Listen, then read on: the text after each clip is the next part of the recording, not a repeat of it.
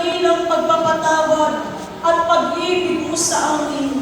Sa pamamagitan ng iyong bugtong na anak, ang aming Panginoong Jesucristo.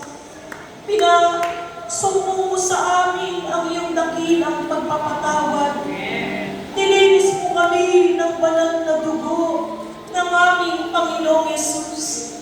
At kami, Panginoong Diyos, ay nilagay mo sa iyong kaharian dito sa lupa. Dilit iba ang iyong iglesia. Kami, Panginoong Diyos, ay nilagay mo sa pag-iingat mo upang maihanda sa tunay na pangako pinagkakaloob mo sa amin. Ang kami maihanda sa pagtanggap ng manang walang hanggan sa iyong kaharian. Kami nilagay mo sa iyong banal na iglesia upang patuloy na kandiliin, patuloy na banalin, patuloy na ingatan.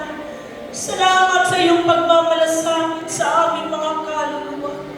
Salamat sa pagmamalasakit mo sa amin, O Diyos, na hindi lamang naging sapat na kami inabot ng ebanghelyo ng kaligtasan at nabautismuhan, kundi, Panginoon, kami ay iyong pinalalakas, pinatitibay ng iyong mga salita.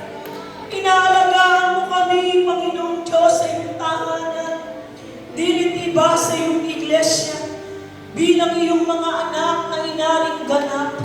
Kaya gawin mong maliwanag sa amin ang dakilang kapalarang ito upang pakamahalin ka namin sa pananampalataya. Ingatan namin ang aming tinanggap na kaligtasan at amin ingatan mabuti, O Diyos, ang pangakong inihahanda mo sa amin. Kung kami magtitiis, kung kami magpapakatibay sa aming mga paglilingkod at pananampalataya sa iyo. Salamat po, O Diyos. Pagpalain mo ngayon ang aming pag-aaral ng iyong salita. Pagpalain mo ang bawat kapatid sa maliwanag na pagkaunawa ng mensahe sa hapong ito. Sa pangalan ni Jesus, Amen and Amen. Glory to God. Purihin ang ating Panginoon ang lahat ng nagagalak sa hapong ito ng ating first church anniversary sa Potrero Local. Magsabi ng praise the Lord. Praise the Lord. Praise God. In behalf of our beloved apostle, our secretary or our beloved apostle Jonathan Periol, and also in behalf of our regional overseer, our beloved Bishop Osinando Quillao, and also ang bumubuo po ng lahat ng mga lokal na manggagawa sa Goshen area, at kasama rin po ang mga ministro at mga kapatid sa lokal ng North Caloocan, ay aming pinapaabot ang aming pinakamainit na pagbati sa inyong punong manggagawa, Sister Alice Jimenez, at sa lahat ng mga kapatid na kabahagi sa PMCC Court Launch Potrero Local Church. At ang aming pagbati din po sa ating mga bisita at mga kapatid sa ating Panginoon.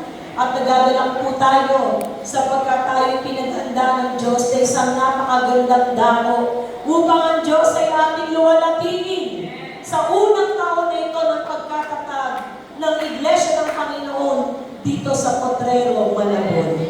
Praise God! Kaya ang ating gawain ito ay tinatawag natin Church Anniversary. First Church Anniversary. Ang ibig sabihin ng anniversary, kung ang birthday ay kapanganakan ng buhay, ang ibig sabihin ng anniversary ay ang araw ng ating pag-alaala sa ating kaligtasang tinanggap sa Panginoon.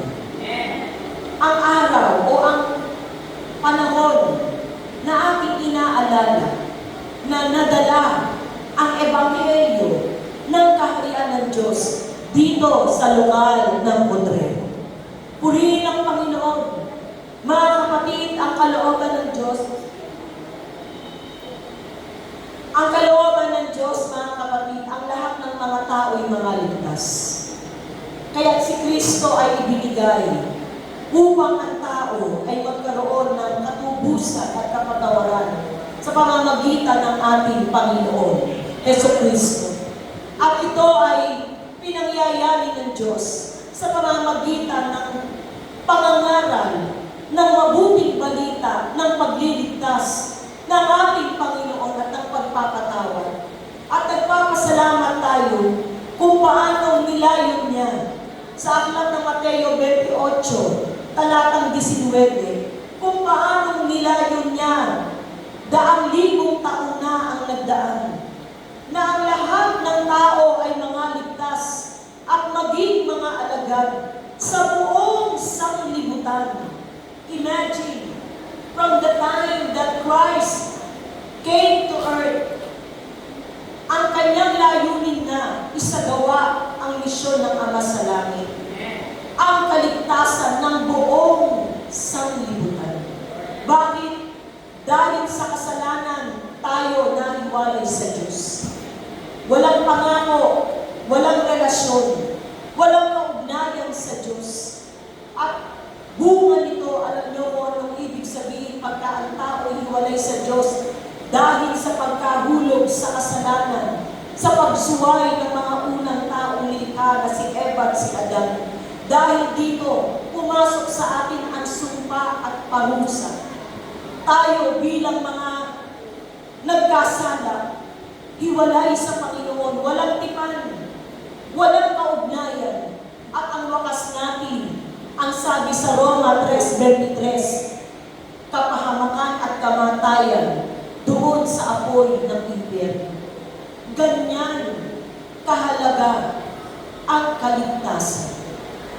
Salamat, ang Diyos umibig sa atin. Inibig tayo ng Diyos na huwag mapahamak, kundi Siya ang gumawa ng paraan upang tayo mga nakalaan sa kapahamakan ay mahako sa isang dakilang parusa sa apoy ng impyerno. Sinugo niya si Kristo, ang bugtong na anak ng Ama sa langit. Sinugo sa lupa, nagkatawang tao, hinubad ang kanyang pagka-Diyos, naging hain para sa ating kasalanan. Juan 3, talatang 16. Ito ang ating pinagdiriwang. Kung ikaw ay nagdiriwang ng birthday mo, ng garbo, halos ibenta mo ang lahat ng iyong mga mahalagang mga bagay para maipanghanda sa iyong kaarawan na napakahalaga sa iyo. Ngunit ang ating katawan, ang sabi, pansamantala lamang. Iiwan natin ang lahat sa buhay na ito. Ang buhay ng tao sa lupa, pansamantala, para tayong manlalakbay. Hindi permanente ang buhay ng tao sa lupa. Sino lamang ang makapagbibigay ng tunay na buhay? Walang iba kundi ang ating Diyos. Amen. Sa pamamagitan ni Kristo Jesus.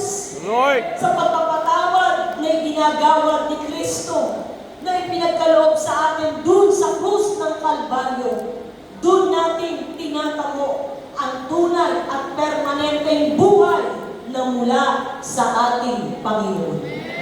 Kaya mga kapatid, this is the essence of this church anniversary. Lalo ito ay first time, maaaring unang taon bago pa kayo sa pananampalataya, hindi nyo nauunawaan why we are making this merriment to glorify the Lord. Mga kapatid, niluluwalhati mo ang Diyos sa araw na ito. Hindi dahil sa birthday ng buhay mo, kundi dahil ang Diyos pinagkalooban tayo ng kaligtasan. Purihin ng Panginoon, mga kapatid, ang buhay natin sa katawan, pansamantala. Ngunit ang buhay na ibinibigay ni Kristo sa atin, sa kanyang pagpapatawad, ay walang hanggan. Kaya ito ang ating pinagpapasalamat, na sa araw na ito inaalala mo, sa Potrero, sa bayan ng Potrero, pinadala ng Diyos ang kanyang pagliligtas. Lord. Pinadala ng Diyos ang kanyang ebanghelyo, mabuting balita, na meron siyang kaharian sa langit at nais kanyang mapabigay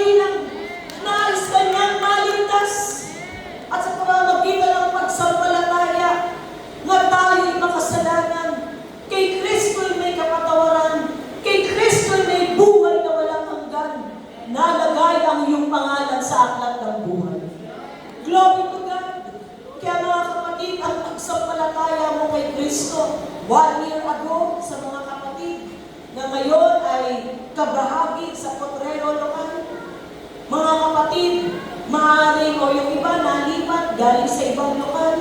Mga kapatid, ang araw na ito, inaalala mo, ang dakilang biyaya, sumilang ang pagliligtas ng Diyos sa lugar na ito.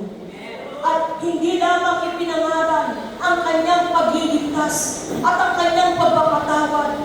Hindi lamang ipinangaral ang kanyang pag-aaring ganap sa ating pagsisisi, kundi niloob ng Diyos na matayo ang kanyang bahay, sambahan at kaharian sa dagat. Ang pagkaroon, bakit? Sapagkat mga kapatid, hindi lamang kalooban ng Diyos na ito'y sumampalataya. Hindi lamang kalooban ng Diyos na ikaw ay nabautismuhan. Ano ang buong kalooban ng Diyos? Mateo 28, talatang 19, na tayo ay maging alagad. Sapagkat ang alagad lamang ni Kristo ang tunay na papasok sa kaharian ng Diyos. Kaya hindi ka iniwan ng Diyos na nabautismuhan na. Ano ang ginawa ng Diyos? Naglagay sa atin ng mga tagapangasiwa ng ating kaluluwa, mga pastor ng ating mga kaluluwa, sa pamamagitan sa pangunguna ng kanyang sugong apostol. At ang sugong apostol ay naglagay ng mga manggagawa sa bawat lugar. Mga pastor ng kaluluwa ang kakaldili sa ating kaligtasan. Mag-iingat ng ating kaligtasan. Bakit?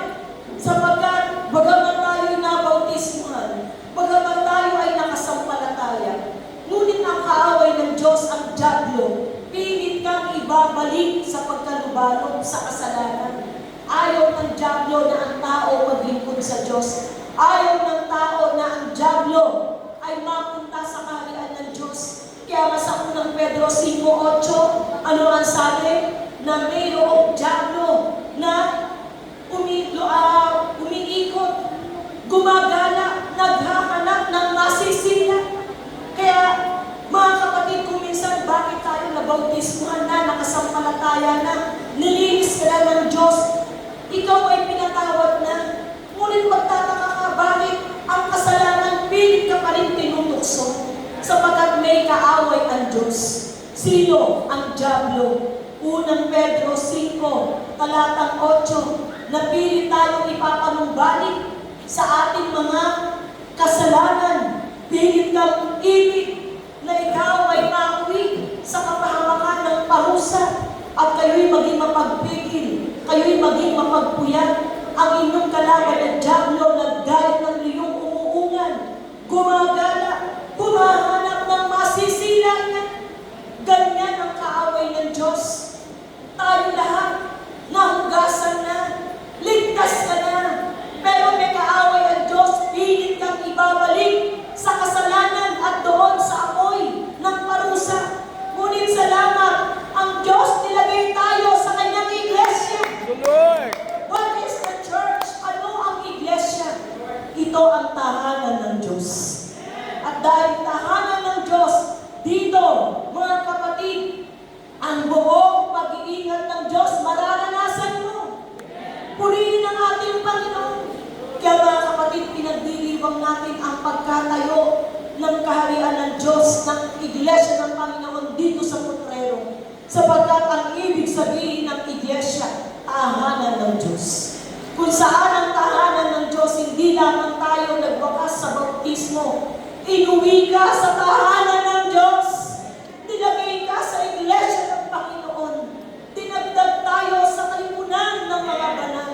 At dito sa kanyang iglesia, tayo ay inihahanda sa pagmamana ng kanyang pangako sa walang hanggan. Purihin ang Panginoon. Kaya ito ang ating pinagpapasalamat sa araw na ito. This is the reason for our praising, for our worship. This is the reason why we are all giving our best service to God this afternoon. Bakit?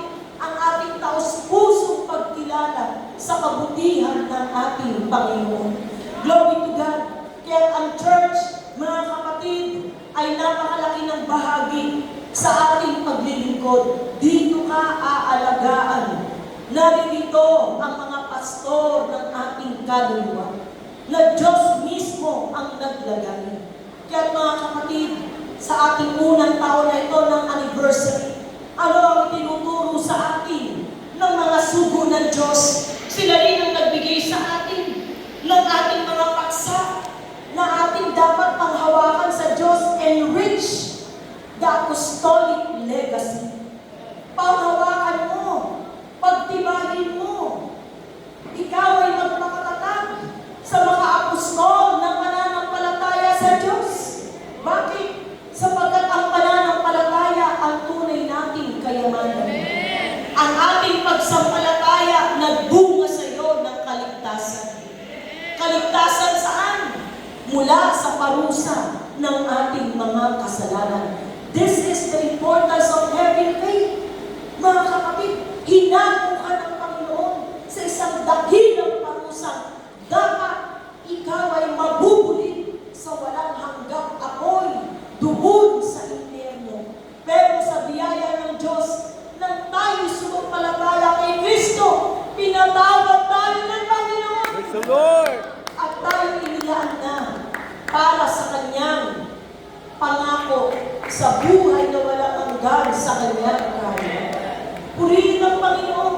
Kaya mga kapatid, ligtas ka na. Pinatawad ka na. Huwag ka nang bumalik pang muli sa pagkakasala. Huwag mong pabayaang mawala ang iyong pananampalataya. Kaya ang pananampalataya, ito ang dahilan kung bakit ka nasa church. Sapagkat sa loob ng iglesia, dito kakandiliin tayo ng salita ng Diyos. Sa katibay ng ating pananampalataya, purihin ang ating Panginoon. Kaya ito ang dahilan kung bakit tayo nagdiriwang.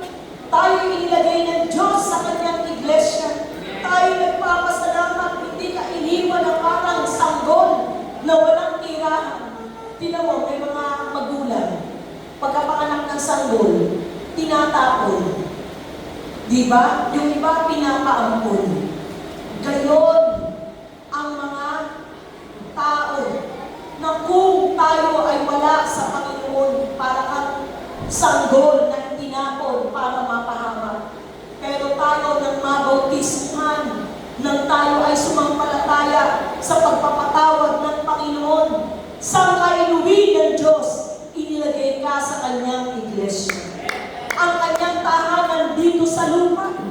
Kaya nga ang sabi sa aklat ng unang Timoteo 3, talata 15, mahalin mo ang iglesia. Ito ang tahanan ng Diyos.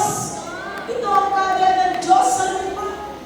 Dito naririto ang pangangasiwa ng Diyos sa atin. Ang mga pastor na inilagay, hindi lang pangkaraniwang mga tao. Yaan ay mga ministro ng Diyos. Sa katitibay mo sa pananampalataya. Kaya hindi ka lamang nilagyan ng manager para swerduhan ka. Kaya ang trabaho may manager para magpasweldo. Mga kapatid, dito, ang manager natin ng kaluluwa, ine-ensure ang iyong kaluluwa laging maiingatan upang magtago ka ng pangako ng Diyos na darating. Kaya nga sa unang Timoteo 3:15, ngunit kung ako'y magluwag ng mahabang panahon, ay upang maalaman mo kung paano ang dapat sa mga tao na ugaliin nila sa bahay ng Diyos, na siyang iglesia ng Diyos na buhay. Kaya ano ang iglesia? Bahay ng Diyos. Kaya mga kapatid, this is what we are celebrating. We are celebrating the church of God, the church of our Lord Jesus Christ. Ang tahanan ng Diyos, ang karya ng Diyos dito sa lupa. Bakit pinagdiriwang natin ang patuloy na biyaya ng Diyos sa atin? Na tayo ay kanyang iniingatan sa pananampalataya. Sa church, maiingatan ang pananampalataya mo. Sa church, lalakas ka. Sa church, babala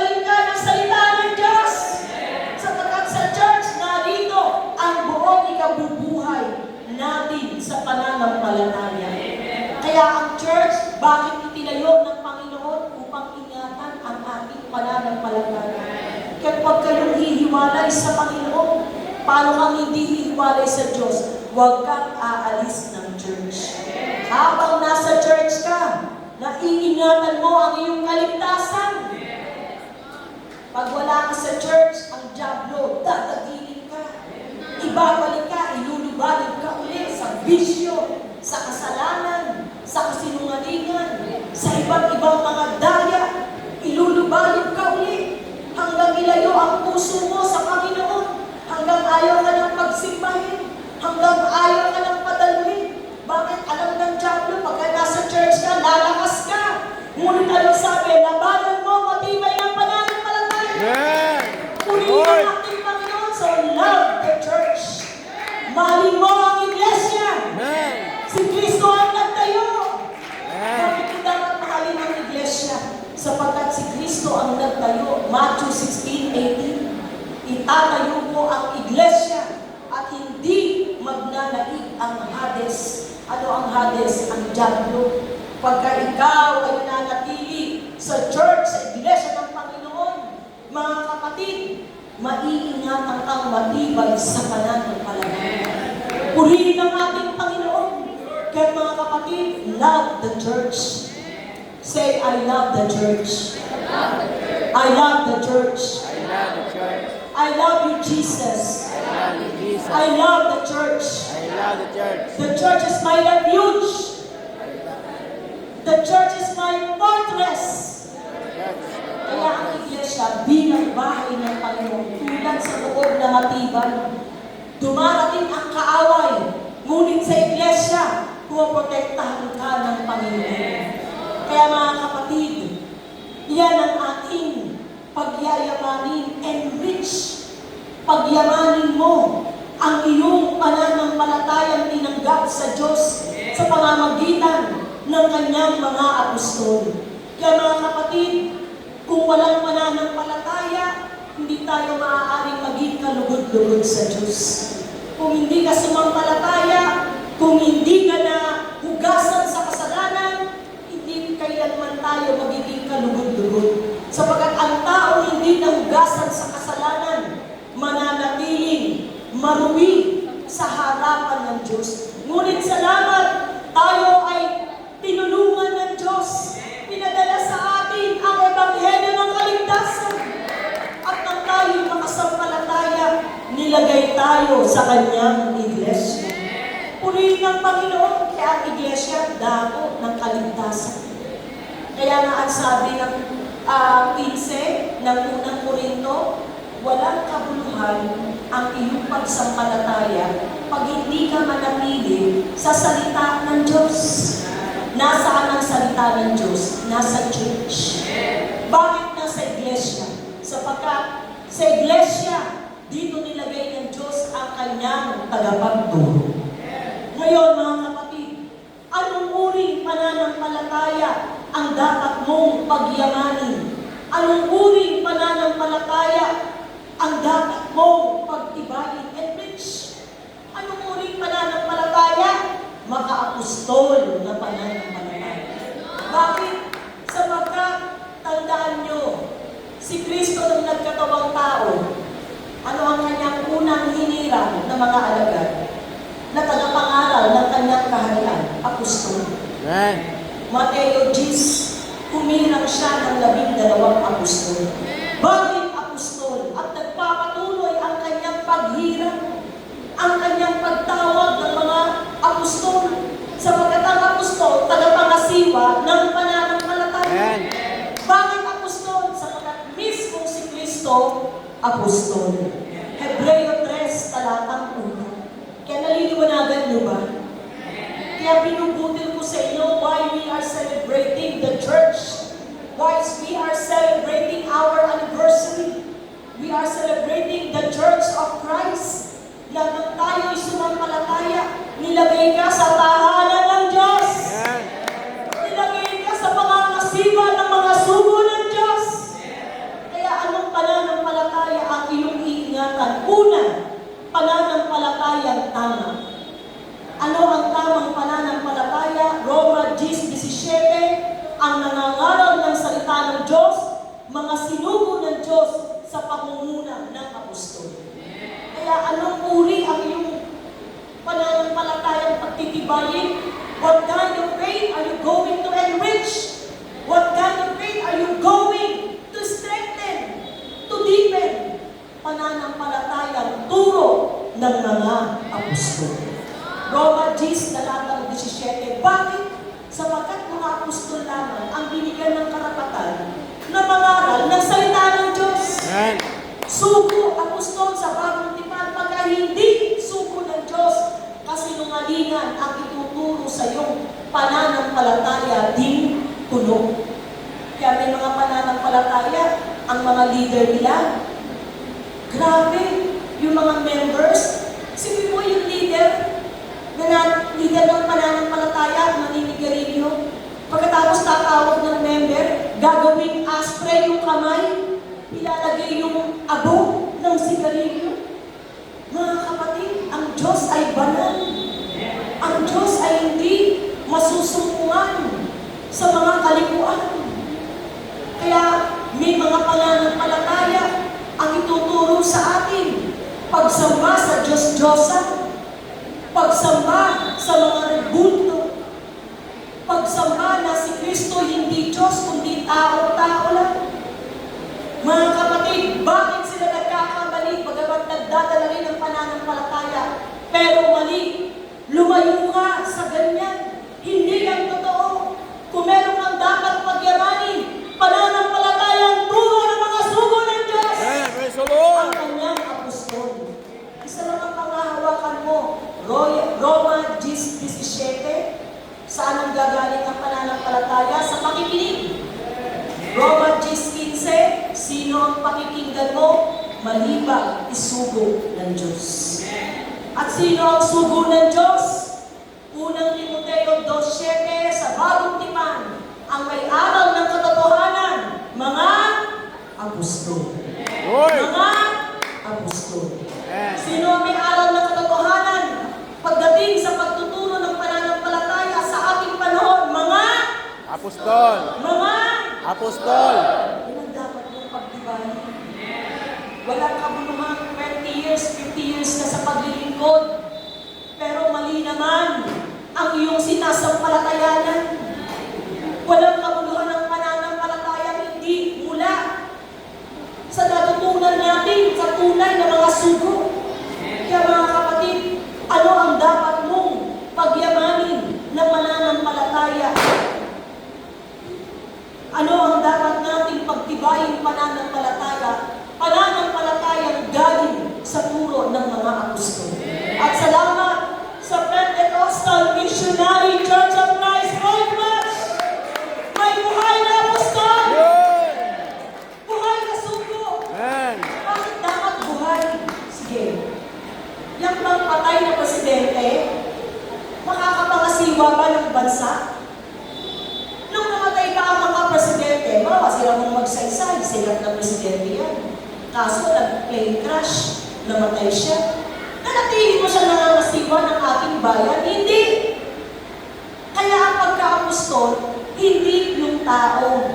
Ang pagka-apostol, tagapangasiwa ng pananampalataya, katungkulan. Kaya mga kapatid, ano ang pananampalatayang iingatan mo sa buhay na ito? Pananampalatayang mula sa turo ng mga apostol. Lord. At ang pagka-apostol, ang sabi, Lucas 11:49, ano ang sabi? Ayon sa karunungan ng Diyos, magsusugo ako, mga propeta at mga apostol. Sa lumang tipan ay propeta, sa bagong tipan ay apostol. So Lord. Hanggang ilan man ang ating tawagin. Bakit? Kaya sabi ng Panginoon, gumawa kayo ng alagad hanggang sa dulo ng buong sanglibutan. Ang sanglibutan, ang buong mundo, napakalaki. Namatay na sila Apostol Pablo, namatay na sila Apostol Pedro. Naabot ba nila ang buong sanglibutan, ang buong mundo? Hindi. Sino nagpapatuloy ng pangangaral ng kaharian ng Diyos sa ating panahon? Mga buhay na Apostol. Diyan kayo dapat tumibay. Kahit tayo dito, kahit ibang taon ka na sa faith, pag ang pananampalataya mong alam, walang kaligtasan, hindi tinatanggap ng Diyos. Kaya mga kapatid, pasalamat tayo. Ano pa ang pananampalataya ay sa pamamagitan ng pangaral ng apostol? Tinanggap natin ang kaligtasan. Sapagkat ang tunay na pangangaral ibinigay ni Kristo sa kanyang mga subong apostol. Ang kaharian, ang pagpapatawad, ang karapatang magpatawad ng ating kasalanan. Bagamat si Kristo'y nasa langit, sino ang kanyang pinagkalooban ng karapatan na magpatawad?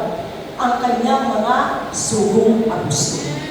At kasama ng mga apostol, kaya nga sa Efeso 4:11, at ang Diyos naglagay sa iglesia, mga apostol, propeta, evangelista, pastor, at guro. Lord. Apostol ba kami? Apostol ba ako? Sister Alice ba apostol? Si Pastor Rayani ba apostol? Hindi kami apostol, pero ang aming karapatan sa pangangaral ay aming tinanggap mula sa subong apostol ng Praise the Diyos. Lord. Kaya tunay ang aral. Bakit? Bagamat hindi kami apostol, kasama kami ng mga apostol. Buhay na apostol. Glory to God. Kaya mga kapatid, ano ang pananampalatayang iingatan mo? Mga kapatid, pananampalatayang ang nangangaral ng salita ng Diyos ay mga sugo ng Diyos, ang mga apostol. Kaya nga sa ikalawang Timoteo 1, talatang 13, ano ang sabi sa atin ni Apostol Pablo? Ingatan mo ang mga ulirang mga salitang magagaling na narinig mo sa akin. Si nagsasalita? Si Apostol Pablo. Ano si Pablo? Apostol. Kaya ang mga apostol, tagapagdala ng magagaling na salita ng Diyos. Kailan ka nabago? Nabago ka ba sa pangangaral ng ating pinagisnang pananampalataya? Nabago ka ba sa pangangaral ng ating pinagisnang reliyon? Di ba sinasego ka pa rin? Di ba sisinungaling ka pa rin? Di ba si babaero ka pa rin at sisugarol ka pa rin? Eh, yung ating nag-opening prayer, napaka-pogi niyan. Sipin mo, yung asawa niya, lagi umiiyak. Bakit? Walang sweldo. Pag umuwi, naubos sa toma, naubos sa puso, naubos sa babae. Napaka-pogi. Kaya dumating sa kanya ang pananampalatayang nagbanal na kanyang buhay dahil sa turo ng mga tunay na sugo ng Diyos. Tunay ang mga aral, mababanal ang buhay. Sapagkat may kapangyarihan ang pangangaral ng mga apostol, malibang ikaw, hindi ka sumampalataya. Pero pag ikaw ay sasampalataya, manghahawakan, mararanasan mo ang pagbabago sapagkat may kapangyarihan ang salita ng Diyos pagka pinamuhay mo. Purihin ng Panginoon.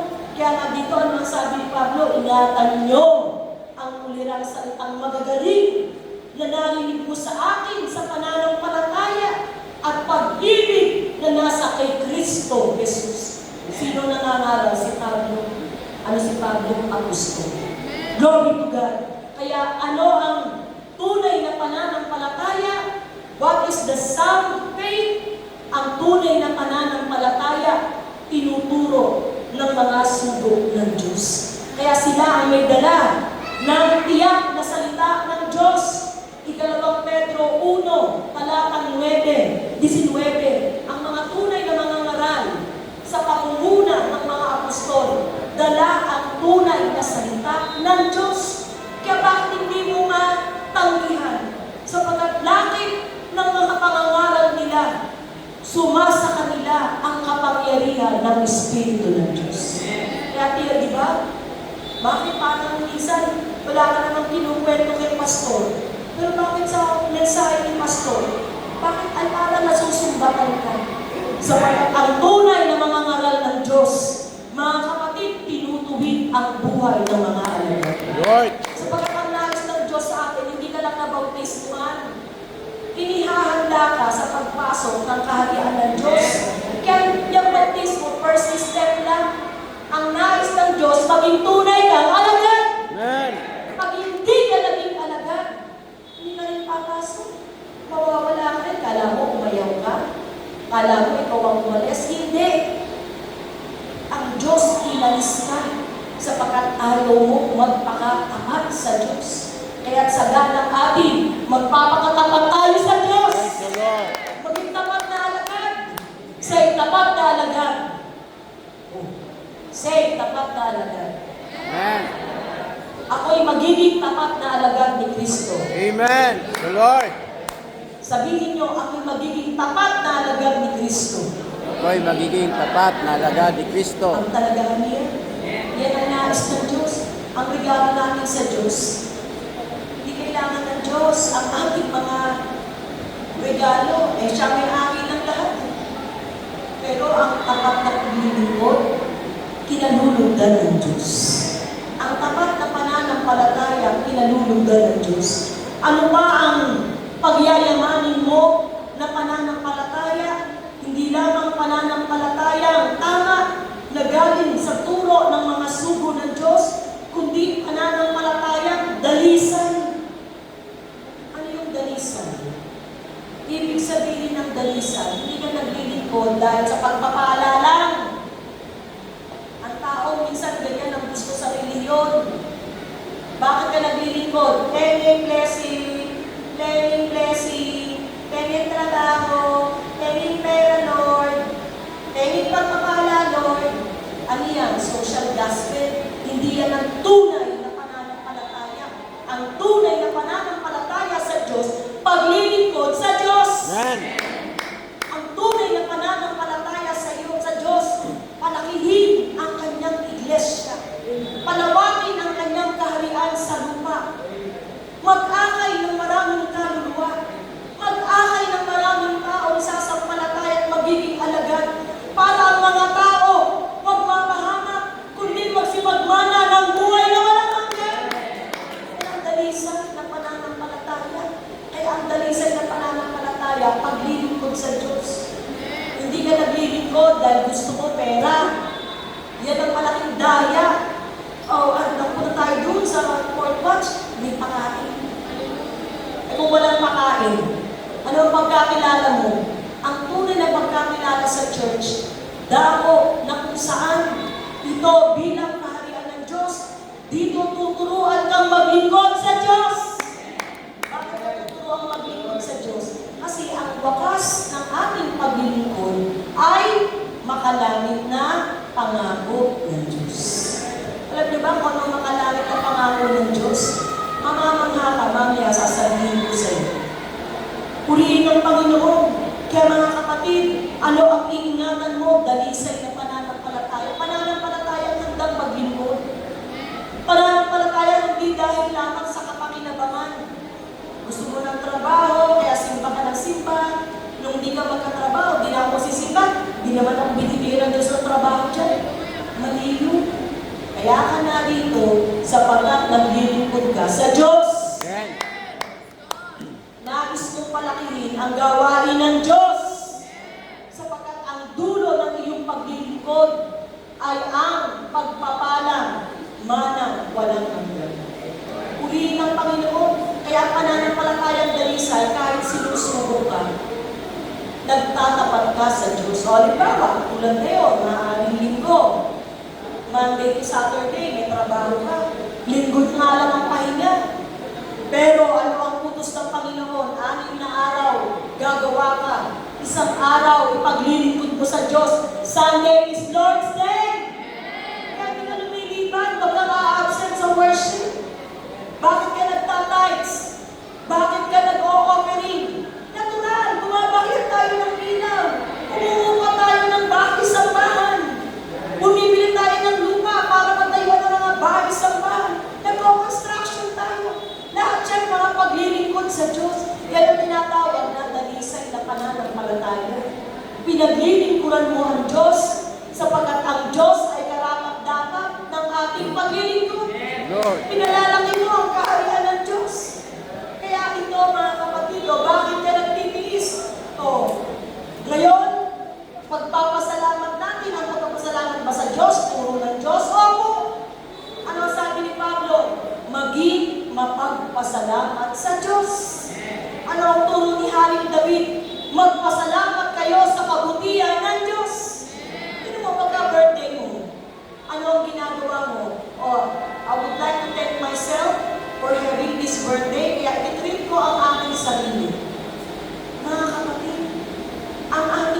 sa Diyos ang pagpapatawad.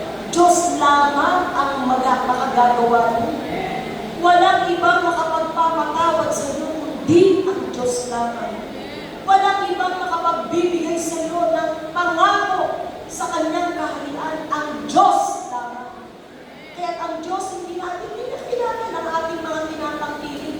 Pero the act of gratitude, the attitude of gratitude, nililingap ng Diyos. Ikaw nga tinan mo. Pagka ang kasama mo, hindi marunong tumanaw ng utang na loob sa'yo, sumasama ng loob mo. Ginawa ko ito ng kabutihan. Binigyan ko ng trabaho, binigyan ko ng pagkain, binigyan ko ng pera, tinulungan ko sa pag-aaral. Di man lang marunong magpasalamat sa akin. Tutuwa ka ba? Mga kapatid, ang Diyos, pinaglaanan ka ng tagapagligtas. Hinugasan ka sa iyong kasalanan. Nilagay ka sa kanyang kaharian upang palakasin ng palakasin na palakasin. Upang maipaghanda sa pagtanggap ng kanyang mga pangako walang hanggan. Hindi ka ba magpapasalamat sa Diyos niya? Kaya mga kapatid, this is what you should understand on our first church anniversary. Ito ang dapat mong maunawaan. Magpakatapat. This is just the beginning. Ngunit ang Diyos, mga kapatid, ay may pangako. Kay Kristo Jesus, siya ay muling darating. At sa kanyang pagdating, maaaring tayong lahat hindi makaranas ng kamatayan. Sa kanyang pagparito, maaaring tayong agawin buhay. Ipagsama sa kanyang kaharian. Isa yan sa magandang pangako ng Diyos. Mga kapatid, hindi ka makatikim ng kamatayan. Unang Tesalonica 4, talatang 16. Alam niyo ba kung gaano magaganda ang pangako ng Diyos? Initially in rapture. Ano ang mangyayari sa mga mananampalatayang magtitiis sa paglilingkod hanggang wakas, hanggang sa pagparito ng Panginoon? Ano ang sabi? Unang Korinto 15:51. Sa pagparito ng Panginoon, ang unang gagawin sa mga tapat na mananampalataya na naglilingkod hanggang sa pagparito ng Panginoon, bibigyan ka ng maluwalhating pangangatawan. Dito, ang mahal ng Wikipedyo, ang mahal ng Dr. Ivy, ang mahal magpaganda, pero kukulubot ka pa rin. Talagang hindi mababago ang kapalaran ng tao. Lahat tayo ay tungo sa ating wakas. Ngunit, salamat sa pananampalataya, ang Diyos bibigyan ka ng buhay na walang hanggan. Maluwalhating buhay. Kaya kayo inabot kanina, maluwalhating bayan. Ano ang bayan ng Diyos? Ang kanyang iglesia. Ito ang ira-rapture. At pag-rapture sa atin, dadalhin ka sa tunay na kaharian na walang hanggan.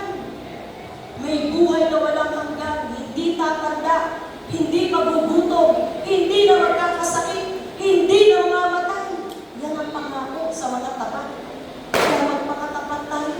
Kaya panghuli, ano pa ang pananampalatayang ating iingatan, pagyayamanin, ating pagtitibayin, pananampalatayang buhay. Living faith. Ano ang pananampalatayang buhay? May lakip na gawa. Kahit 20 years ka na sa paglilingkod, pag hindi ka naman gumagawa, ang tawag dyan, patay. Nabautismuhan lang, hindi naman nagsisimba. Nagsisimba nga, panireklamo naman. Panay pag-aalinlangan sa Diyos. Mga kapatid, ang pananampalatayang buhay, gumagawa ng kalooban ng Diyos. Lord. Ang pananampalatayang buhay, diyan ka dapat magmakasagana sa pananampalatayang buhay, hindi tamad sa paglilingkod. Ano ang pananampalatayang buhay? Ang pananampalatayang buhay, gumagawa ng kalooban ng Diyos. Sapagat ang papasok sa kaharian ng Diyos, yan gumagawa ng kalooban ng Diyos. 7:21 ng Mateo, sige basahin ko. Hindi ang lahat ng tumatawag sa aking Panginoon, Panginoon ay papasok sa aking kaharian, kundi yaon ating kalooban. Kung papasok, yan ang pananampalatayang buhay. Kaya pag nasa Diyos, nagsalin mo puso mo. Sapagkat ang Diyos sa langit, makapangyarihan sa langit. He is an all-knowing God, omnipotent God. He is the all-powerful God. Kaya nga ang Diyos may pagkaalam. Alam niya ang laman ng puso mo. Alam niya ang laman ng isip mo. Pero ang nais ng Diyos, sumampalataya. Kaya sumampalataya, huwag kang reklamo ng reklamo. Ang pananampalatayang buhay, gumagawa. Hindi yung walang ginagawa. Pag wala kang ginagawa, hihina ka. Pag humina ka, malalamig ka. Pag nalamig ka, masusumpungan mo, hindi ka na naglilingkod, pag-impyerno ka na ulit. Pero ang buhay ng pananampalataya, bumibilang ka ng taon. Mahal na mahal mo ang Diyos. Lord.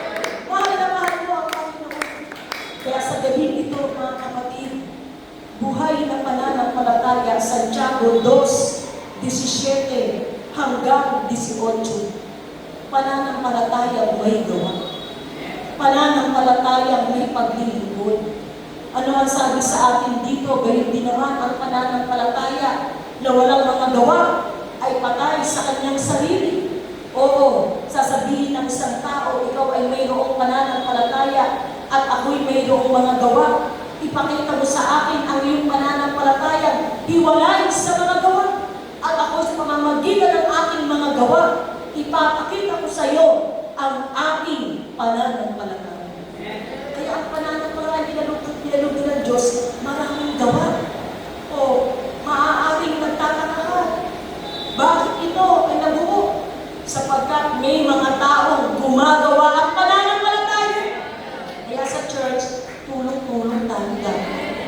Hindi tayo spectator lang, observer lang.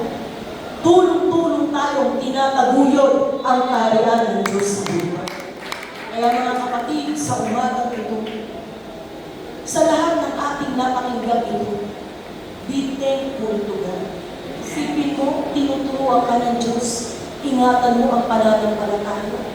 Hindi ka ba magpapasalamat sa Diyos niya? Alam niyo ba kung walang pagtuturo, magiging mangmang, at ang mangmang mapapahamak? Di ba? Then may mga walang alam, ay, hindi ko kasi alam eh. Oh. Ay, hindi ko kasi nabasa, pero palang sa likod, walang nagturo sa akin, bawal palang lumigo. Pagliko niya, nabangga siya, one way pa lang. Tingnan mo, pag walang nagtuturo. Mga kapatid, sa church, pinagyaman tayo ng Diyos sa lahat ng bagay. Tagapagturo ng pananampalataya, mga gawa na nagpapatibay ng ating pananampalataya, mga turo, mga sugo ng Diyos na nagbabanal ng ating mga buhay. Bakit hindi ka magpapasalamat? Ang Diyos hindi mo nakikita. Paano papasalamatan? Kaya ang utos ni Pablo, magpasalamat kayo sa lahat ng panahon. Paano mo papasalamatan ng Diyos? Sa Bible, ang paraan ng pagpapasalamat sa Diyos, paghahandog. Si Pablo, si David, ano ang sabi ni Bishop Cossy dun sa kanyang topic? Si Haring David, paano niya pinasalamatan ng Diyos? Pinaganda niya ang templo ng Panginoon. Kaya yung ating mga Thanksgiving, yung ating mga handog, yan, nire-remit natin sa main office. Pero ano ang layunin ng main office? Para lahat ng mga lokal na iglesia mabilhan ng sariling lupa. Kaya ang malay mo sa ating pagdatapat, sa pagkakaloob, pag-iikapu, darating ang araw, ibibili rin naman ang potrero ng sariling lupa. Huwag kayo sakit, huwag kayo mapag-alin lang. Mga kapatid, ang ating pagkakaloob, ang bunga niyan, sa langit. Umitibay, lumalakas ang ating pananampalataya, lumalago ang gawain ng Diyos, ang kaharian ng Diyos sa lupa, nagiging makapangyarihan, lumalakas sa pananampalataya ang mga banal. Yan ang pinauuwian.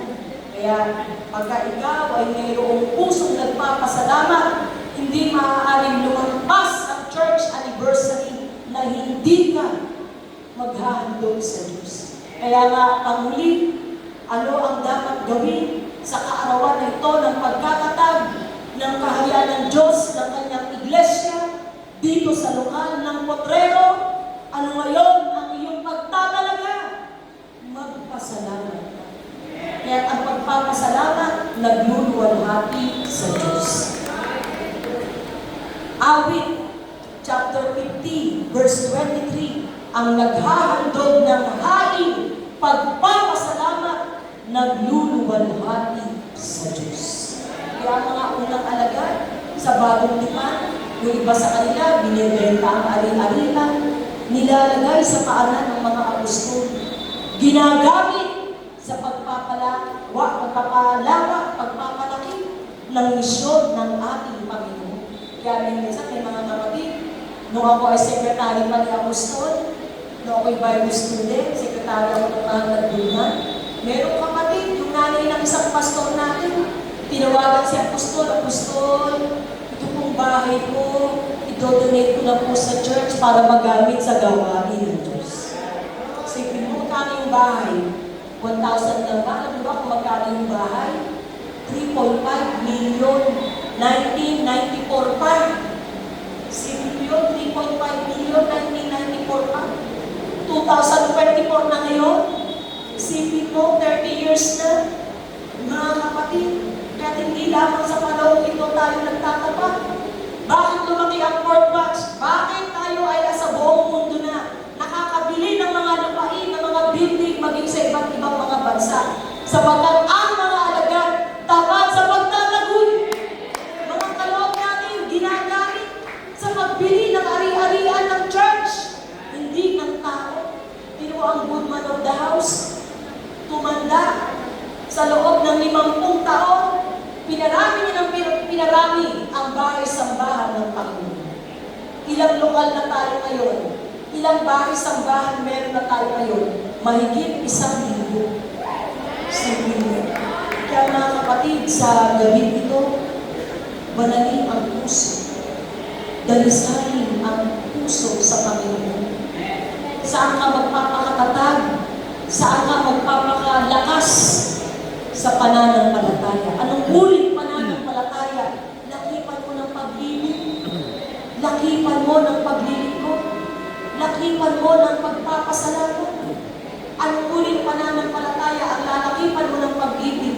Pananampalataya ang dala ng mga sugo ng Diyos. Pananampalataya ang dalisan. Gumagawa, nagtitiis ng lahat. Pananampalataya ang buhay. Gumagawa ng paglilingkod sa Panginoon. Ano ang wakas ng iyong mga ganyang pagtatapat sa Panginoon? Ano ang sabi sa aklat ng Apokalipsis? Mga kapatid, 2:17. Ano ang sabi dito? Chapter 3, verse 21. Ano ang sabi dito? Ang magtagumpay ay aking pagkakaloobang umupo kasama ko sa aking luglugan. Gayang namang nagtagumpay at umupong kasama ng aking Ama sa kanyang luglugan. Lord. Purihin ang Panginoon. Maranatha. Alam niyo kung ano ibig sabihin ng Maranatha? Unang Korinto 15. Ibig sabihin ng Maranatha, si Kristo darating. Ang pagdating ni Kristo, dalawang bagay. Huhukuman, wawakasan ang sanlibutan masama. At ang lahat ng mga makasalanan mabubuli sa apoy ng impyerno. Ngunit, ang Maranatha, ang pagbabalik ni Kristo para sa mga banal, aagawin tayong buhay upang ipagsama tayo sa kanyang kaharian magpakailanman. Pastor, can I have a glimpse of what the kingdom of God is? Pwede po bang makita ang maikling ilustrasyon kung ano itsura ng langit?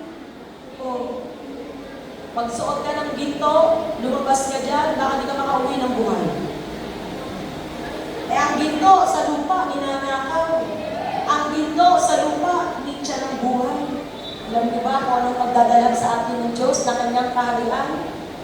Lalakad ka sa daan, puro ginto. Lord. Green na kami.